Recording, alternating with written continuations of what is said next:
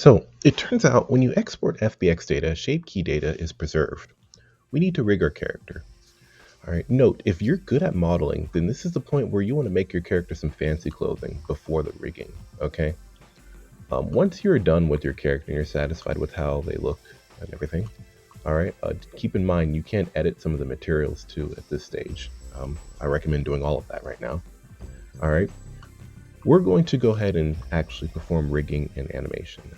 All right, so let's go ahead and make sure we have our character highlighted, and we're going to go to export, and we're going to export them as an FBX. All right, I'm going to go to export them to the desktop as generic soldier guy. All right, and now we're going to go over to our third program that we're going to be using, Mixamo.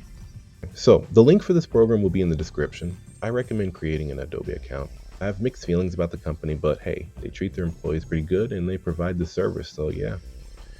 You'll see an option to upload your own character. Okay, I'll go ahead and click that, and we're going to select our character that we just exported from Blender as an FBX.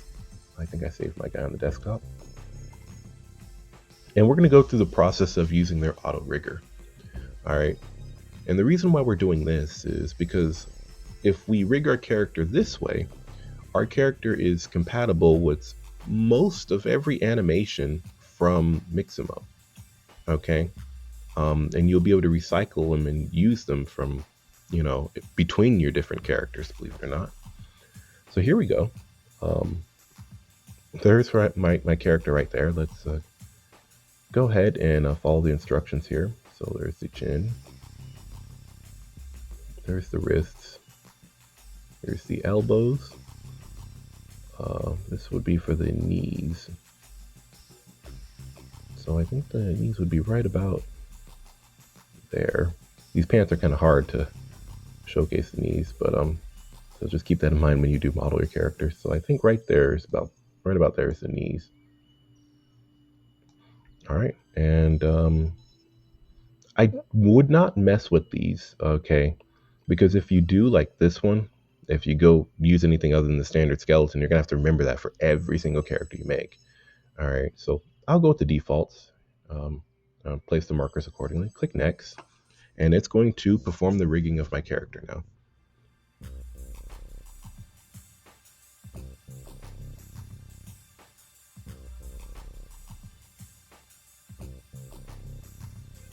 All right, and we have our character here. I recommend the first animation that you download your character and they are using a somewhat neutral pose like this, or you probably give them an idle animation. If you want to get straight into animation, I recommend just using an idle one. Oh, I'm searching in characters. You have to click animations up here. And I'm going to go ahead and search for idle.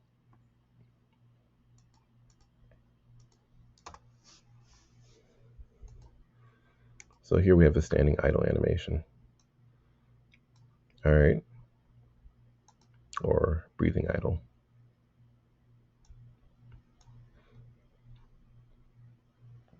So let me go with this one. His arms right here are a little bit moved out, but there are ways we can fix that in Blender. I'll go with this animation right here. It looks pretty good. The first animation you download, make sure it's with skin, okay?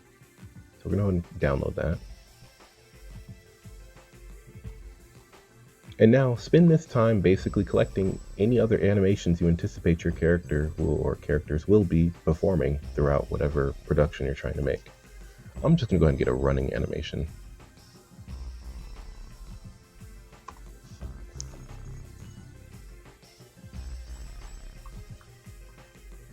I'm going to be sure to click in place.